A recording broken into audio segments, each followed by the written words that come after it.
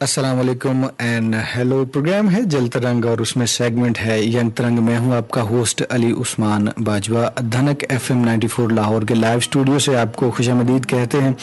सामीन, जैसे कि आप जानते हैं कि यूथ ओरिएंटेड शो जल तरंग में हम मुख्तलिफ सिंगर्स और म्यूजिशियंस को बुला रहे हैं जो आज़ादी के हवाले से उनसे बात करते हैं और उनके म्यूज़िक जर्नी के हवाले से बात करते हैं। तो अभी इस वक्त भी हमारे पास स्टूडियो में एक इसी तरह ही नौजवान और टैलेंटेड सिंगर मौजूद हैं। नाम है उनका सुलेमान वारिस। ऑल पाकिस्तान म्यूजिक कॉन्फ्रेंस में गज़ल कैटेगरी में गवर्नमेंट कॉलेज यूनिवर्सिटी को रिप्रेजेंट कर चुके हैं। इसके अलावा एक बहुत ही पुरानी म्यूज़िक सोसाइटी है नज़ीर अहमद म्यूज़िक सोसाइटी, उसके एक्टिव मेंबर भी हैं। इसके अलावा मुख्तलिफ प्लेटफॉर्म्स पे परफॉर्म कर चुके हैं और बहुत सा म्यूज़िक बना रहे हैं और आइंदा भी बनाएंगे। इनसे मज़ीद बात करेंगे तो हम ये जान पाएंगे कि ये आजकल क्या कर रहे हैं। सुलेमान, कैसे हैं आप? जी मैं बिल्कुल ठीक ठाक हूँ, आप कैसे हैं? मैं भी बिल्कुल ठीक हूँ। सबसे पहले तो आप खुद ही बताइए कि आप कहाँ से हैं और आपकी म्यूज़िक जर्नी कैसे स्टार्ट हुई? एक्चुअली मैं तो लाहौर से ही हूँ और म्यूज़िक जर्नी मेरी इस तरह स्टार्ट हुई कि मेरे जो वालिद साहब हैं जनाब वारिस साहब, वो गाते हैं, वो भी गाते हैं, गज़ल सिंगर हैं, गाते हैं, गॉस्पेल सॉन्ग काफ़ी उन्होंने गाए और आरफाना कलाम वो लिखते भी हैं, गाते भी हैं। तो बचपन से जैसे ही मैंने आँख खोली तो उनको सुना, गाते सुना, उनको कंपोजिशंस बनाते सुना। तो उन्हीं से जो इंस्पिरेशन थी मुझे थी, तो आहिस्ता आहिस्ता करता गया। उन्होंने मुझे फिर मैंने जो स्टार्ट किया वो गज़ल से किया।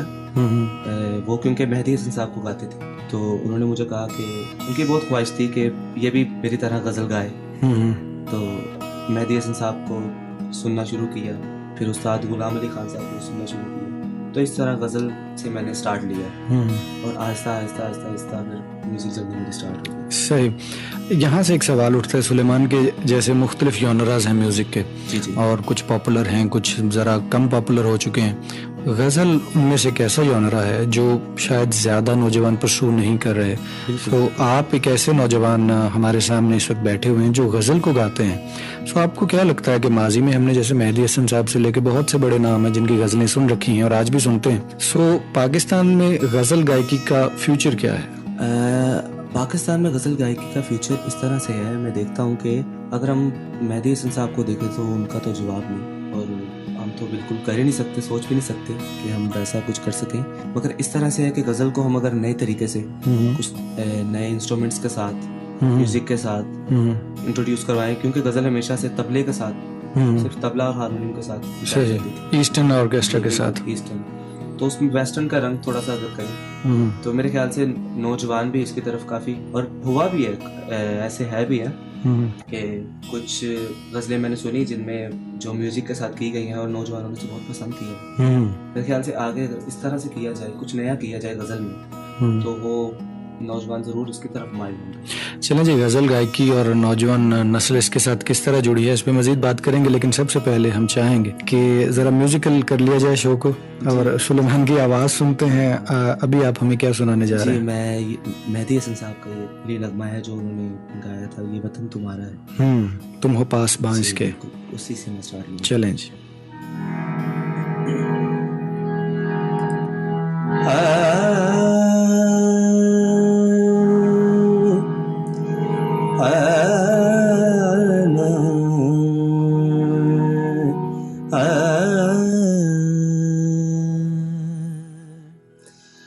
ये वतन तुम्हारा है, तुम हो पास बाइस के, ये चमन तुम्हारा है, तुम हो नगमा इसके, ये वतन तुम्हारा है, तुम हो पास बाइस के।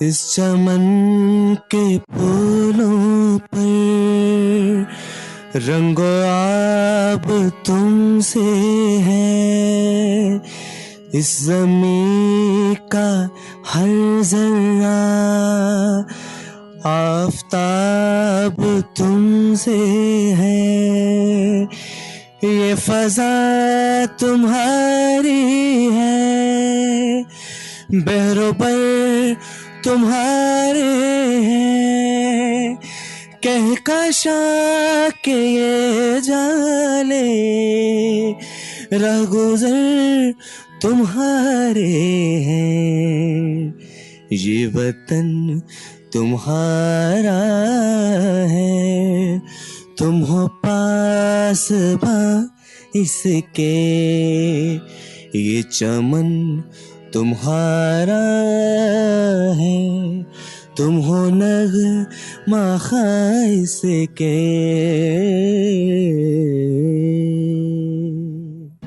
वाह, खूबसूरत। ये वतन तुम्हारा है, तुम हो पास बां इसके। यकीनन ये वतन जो है ये हम सब का है, नौजवानों का है, हमारे बुजुर्गों का है, हमारे बच्चों का है, और ये सब मिल के इस मुल्क को लेके आगे चलेंगे।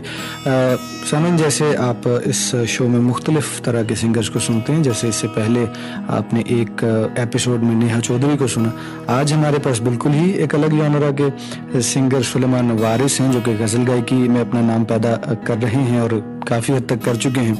मज़ीद इनसे जानते हैं कि म्यूज़िक जर्नी आपकी जो है ये किस नहज पे पहुंच चुकी है, अभी क्या काम कर रहे हैं आजकल रिसेंटली? जी, मैं रिसेंटली कोशिश कर रहा हूँ कि गज़ल को ही मैं करूँ, नए तरीके से कुछ गज़लें हैं उनको मैं कर रहा हूँ।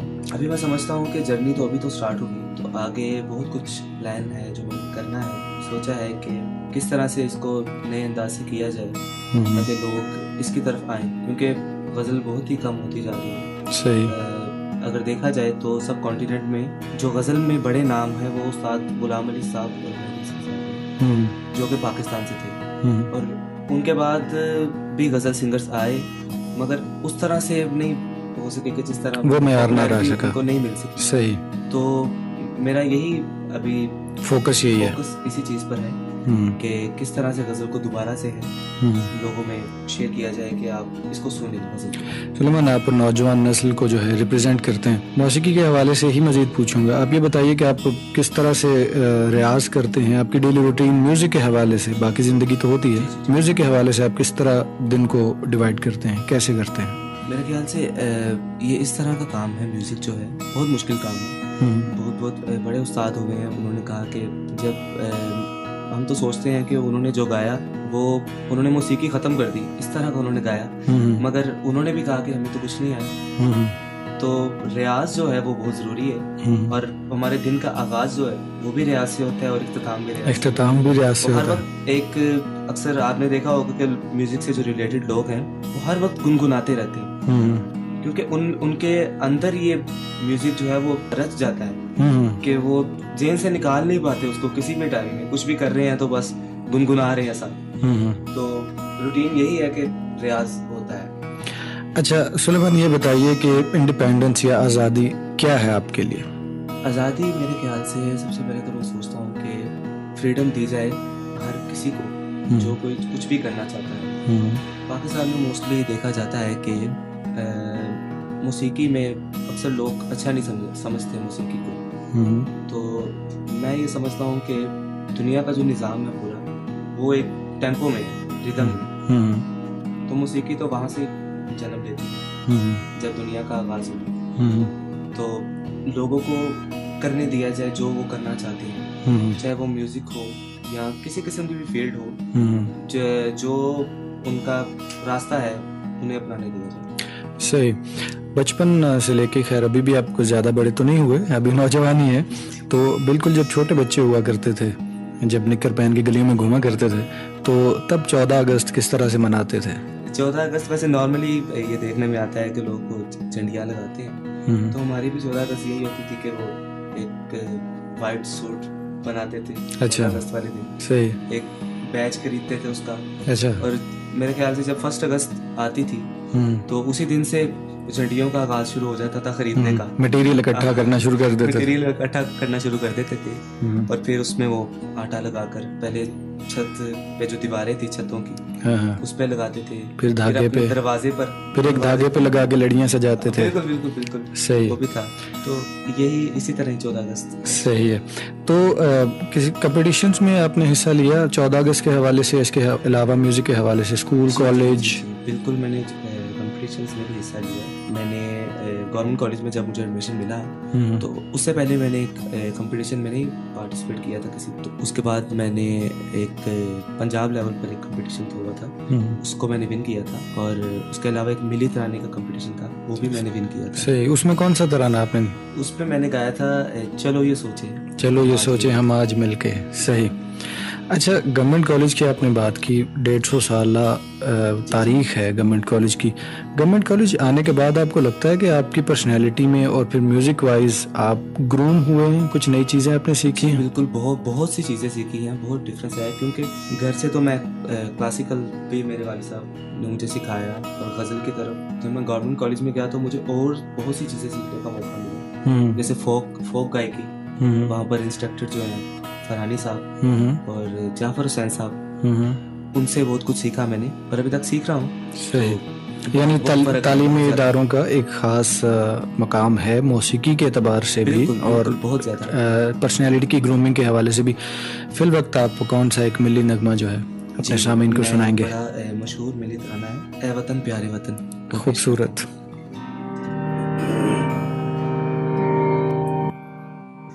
ऐ वतन प्यारे वतन,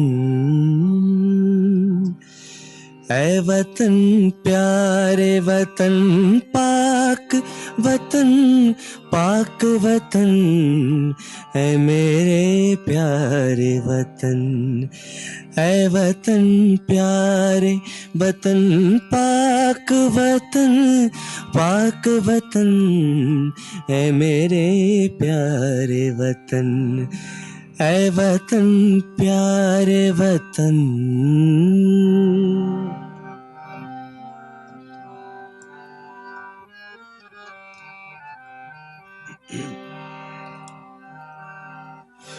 तुझसे है मेरी तमन्नाओं की दुनिया पर नूर, तुझसे है मेरी तमन्नाओं की दुनिया पर नूर।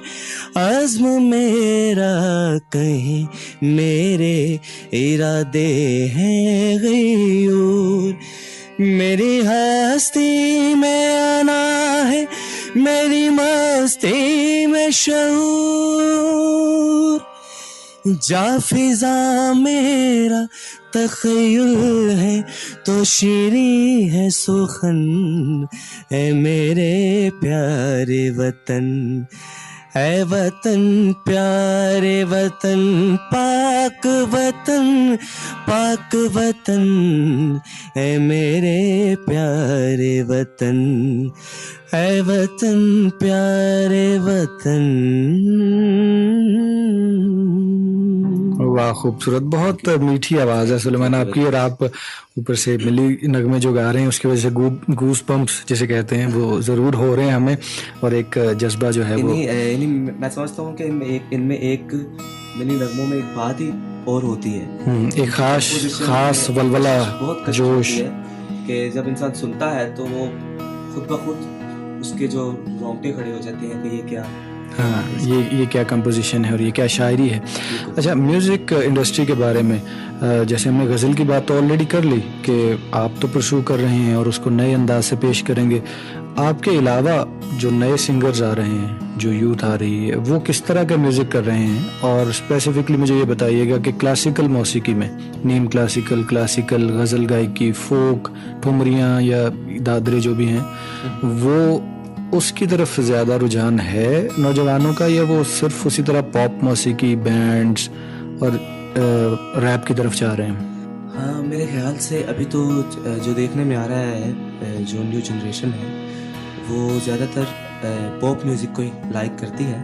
मगर मेरे ख्याल से किसी किस्म का भी म्यूज़िक हो, म्यूज़िक की कोई भी फॉर्म हो, तो उसके लिए क्लासिकल सीखना बहुत ज़रूरी है। बहुत ज़्यादा ज़रूरी है, क्योंकि वो बेस है म्यूज़िक की। अगर आप क्लासिकल गाते हो तो मेरे ख्याल से आगे कुछ बाकी रह नहीं जाता।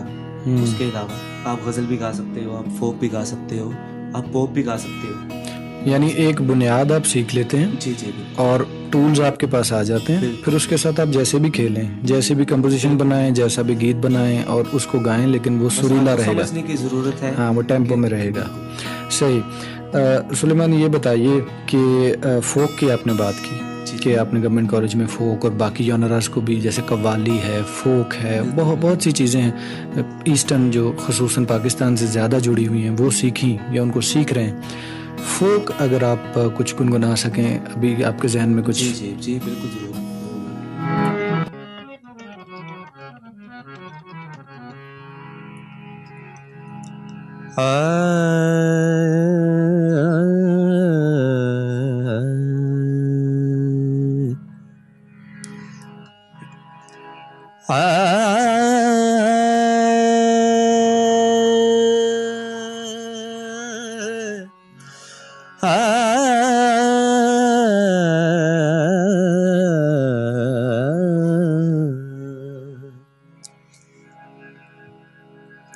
कदे आवे माही गल लगवे, कदे आवे माही गल लगवे, तेरी दीद गरीबां दा हजवे हवे, कदे आवे माही गल लगवे,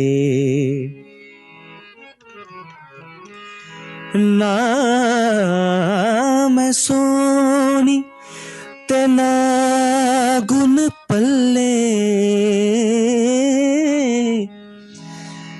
ओ ना मैं सोनी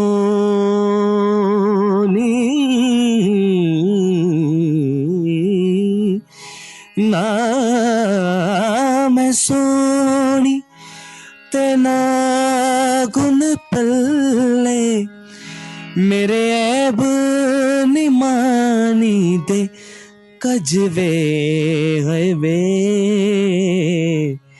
कदे आवे माही गल लगवे, तेरी दीद गरीबां दा हजवे हवे, कदे आवे माही गल लगवे।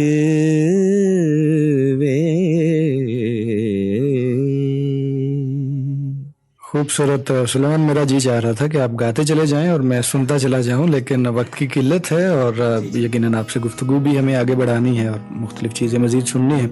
लेकिन folk one of my favourite genre भी है, तो जब भी आप ये सुनते हैं तो पंजाब की धरती में कहीं चले जाते हैं और मिट्टी की खुशबू ज़रूर आती है।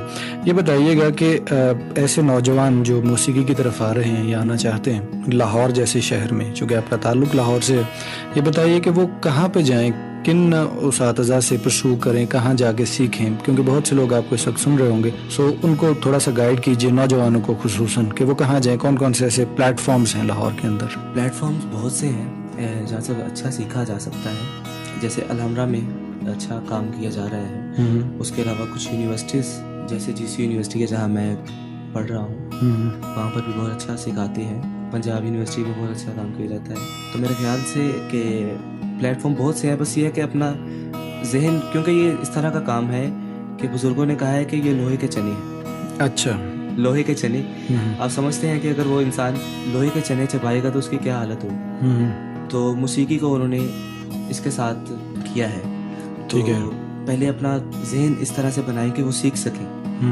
क्योंकि अक्सर जो मोस्टली न्यू जनरेशन में देखा जाता है कि जल्दी बहुत ज़्यादा है, वो चाहते हैं कि बस जल्दी फेम चाहते हैं, फेम भी चाहते हैं और ये भी चाहते हैं कि हम जल्दी से सीख जाएं, हाँ, गाना भी आ जाए उनको। क्योंकि मैंने भी देखा है ना कि अक्सर स्टूडेंट्स पूछते हैं कि आप हमें कितनी देर में सिखा सकते हैं, हाँ, आधे घंटे में या 2 घंटे में आ जाएगा। सही। तो ये जो है ये काम 3 माह में आने वाला नहीं है। हाँ। अगर मैं तो समझता हूँ कि अगर ऐसे भी लोग हैं, उन्होंने कहा है कि अगर आपको समझना है तो हो सकता है कि आपकी उम्र गुजर जाए आपको समझना है। उसी की ऐसा काम है, ये खुदा की देन है जिसको मिल जाए। तो पहले अपना जो है माइंड सेट बनाए कि हमने ये करना है किसी भी हालत में, क्योंकि मेहनत बहुत चाहिए। तो उसके लिए अगर अपना माइंड बनाएंगे तो मेरे ख्याल से प्लेटफॉर्म भी मिल ही जाएगा कहीं ना कहीं। सही। और फिर आप बता रहे थे कि एक मिली नगमा है जिसको आप तबले के साथ जो है बना रहे हैं। जी बिल्कुल। वो प्रोजेक्ट क्या है, उसके बारे में बताइएगा। जी, वो रिसेंटली हमने स्टार्ट किया है, वो 14 अगस्त से पहले ही रिलीज होगा। उसमें जो है हम तबले के साथ ये वतन तुम्हारा है उसको दोबारा से कर रहे हैं, कवर कर रहे हैं। तो मकसद यही था कि जो पहले जो चीज़ हो चुकी है वो तो हो गई है, उसको किसी नए तरीके से किया जाए। तो ये वतन तुम्हारा है, मेरी सिस्टर है जो तबला बजाती है, सुमेरा वारिस, ऑल पाकिस्तान म्यूजिक कॉन्फ्रेंस है, वो गॉड मेडलिस्ट है। सही। और पाकिस्तान में अभी तक तो एक ही है, एक ही फीमेल तबला नवाज है। जी।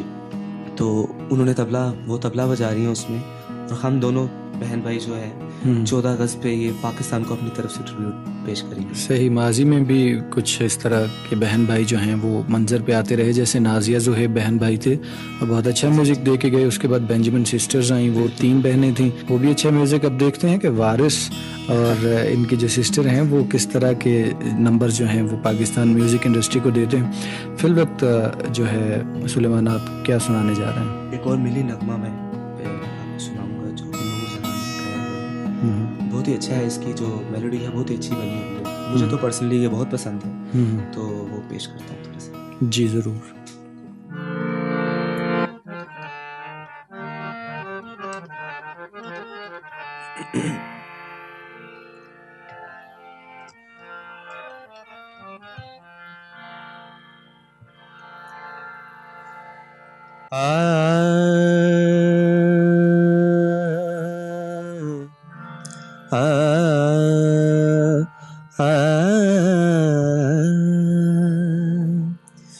रोशन मेरी आँखों में वफा के जो दिए हैं, रोशन मेरी आँखों में वफा के जो दिए हैं, सब तेरे लिए हैं, सब तेरे लिए हैं, वादे तेरी मिट्टी की कसम जो भी किए हैं, सब तेरे लिए हैं, सब तेरे लिए हैं, रोशन मेरी आँखों में वफा के जो दिए हैं।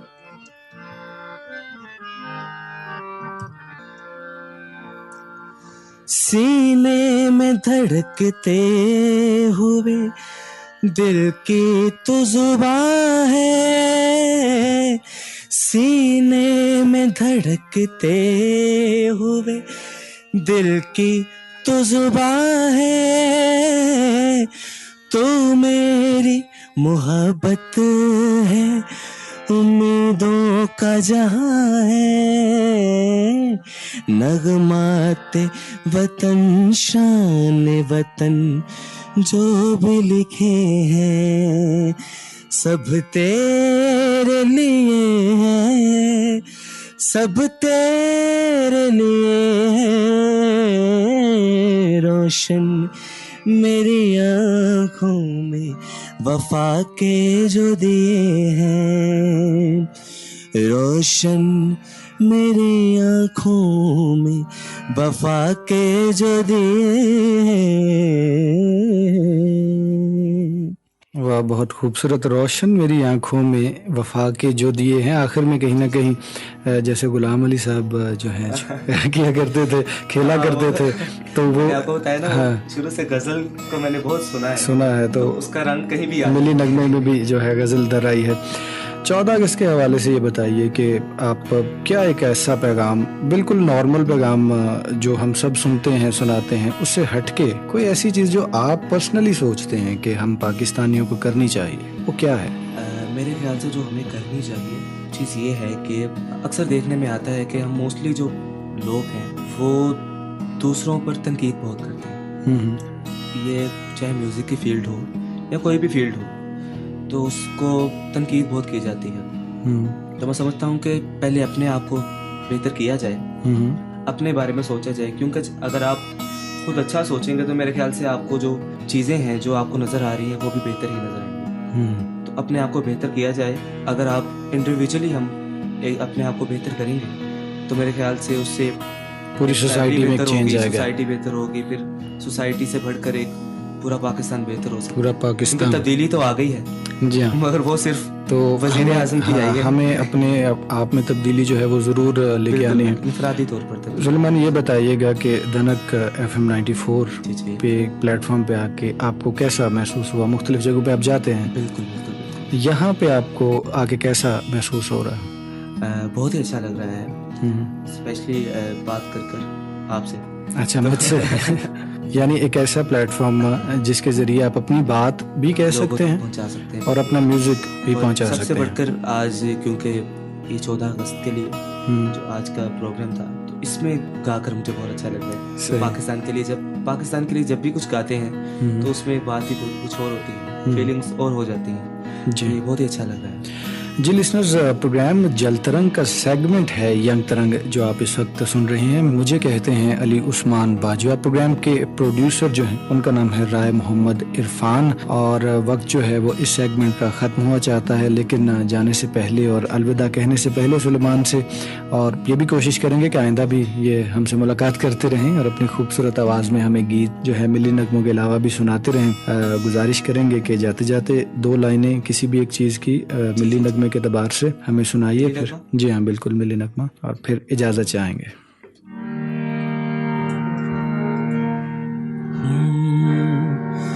सोहनी धरती अल्लाह रखे, सोहनी धरती अल्लाह रखे, कदम कदम आबाद, कदम कदम आबाद तुझे, कदम कदम आबाद। सोनी धरती अल्लाह रखे, कदम कदम आबाद, कदम कदम आबाद तुझे, कदम कदम आबाद। सोनी धरती अल्लाह रखे।